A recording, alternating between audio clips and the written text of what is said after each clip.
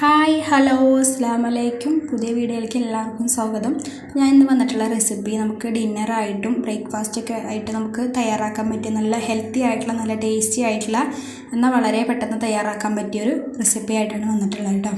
അപ്പോൾ അതിന് ആവശ്യമായിട്ടുള്ള സാധനം എന്ന് പറയുന്നത് 1 കപ്പ് റവയും 1/2 കപ്പ് ഗോതമ്പ് പൊടിയാണ് കേട്ടോ. അപ്പോൾ ഒരു മിക്സിയുടെ ജാറിലേക്ക് ആദ്യം റവ ഇട്ട് കൊടുത്തു, പിന്നെ ഗോതമ്പ് പൊടി ഇട്ട് കൊടുത്തു, പിന്നെ നമുക്കിതിലേക്ക് 1 ടേബിൾ സ്പൂൺ പഞ്ചസാരയും ആവശ്യത്തിനുള്ള ഉപ്പും ചേർത്ത് കൊടുക്കാം. ഇനി നമ്മൾ ഇതിലേക്ക് ചേർക്കാൻ പോണത് അരച്ചെടുക്കണതൊന്ന്. അതിന് വേണ്ടിയിട്ട് ഇളം ചൂടുള്ള വെള്ളം കേട്ടോ.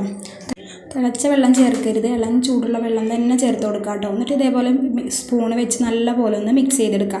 എന്നിട്ട് ഇതൊരു 10 മിനിറ്റ് ഒന്ന് മാറ്റി വയ്ക്കുക കേട്ടോ. അപ്പോഴേക്ക് റവയൊക്കെ നല്ലതുപോലെ തന്നെ കുതിർന്ന് വരും കേട്ടോ. അതിന് വേണ്ടിയിട്ടാണ് കേട്ടോ.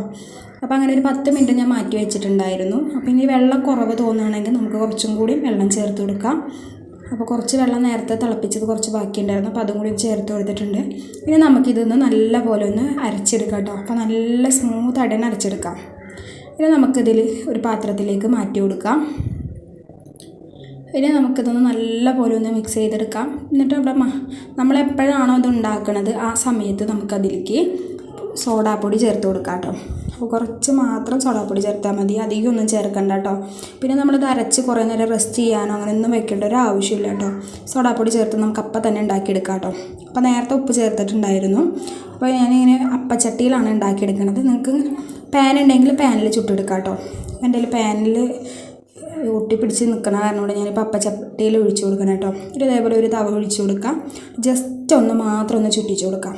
ഇതേപോലെ നിറച്ച് ഹോൾസ് വരുന്ന സമയമാകുമ്പോൾ നമുക്കിതൊന്ന് അടച്ച് വെച്ച് കുക്ക് ചെയ്യാം കേട്ടോ. അടച്ച് വെക്കാണ്ട് അതിൽ നമുക്ക് വേവിച്ചെടുക്കാൻ പറ്റും, പക്ഷെ ഞാനിതിപ്പോൾ അടച്ച് വെക്കുന്നുണ്ട്.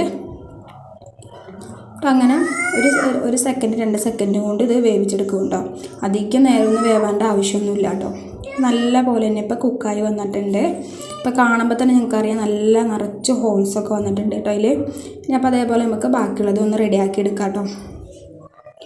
അപ്പോൾ ഇനി അരി കുതിർത്താനൊക്കെ മറന്നു പോയിട്ടുണ്ടെങ്കിൽ നമുക്ക് രാവിലെ എണീറ്റ സമയത്ത് അപ്പം തന്നെ അരച്ച് നമുക്ക് അപ്പം തന്നെ റെഡിയാക്കി എടുക്കാൻ പറ്റിയ അപ്പമാണ് കേട്ടോ.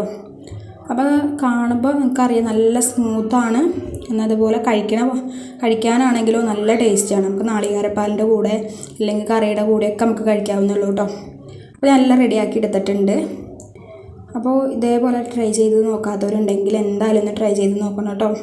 പിന്നെ ഈ സമയത്ത് എൻ്റെ വീഡിയോ ആദ്യമായിട്ട് കാണുന്നവരുണ്ടെങ്കിൽ ഒന്ന് സബ്സ്ക്രൈബ് ചെയ്ത് കാണുക. വീഡിയോ ഇഷ്ടമാണെന്നുണ്ടെങ്കിൽ ലൈക്ക് ചെയ്യുക. വീഡിയോയെക്കുറിച്ചുള്ള അഭിപ്രായങ്ങളൊക്കെ ഒന്ന് കമൻറ്റ് ചെയ്യുക കേട്ടോ.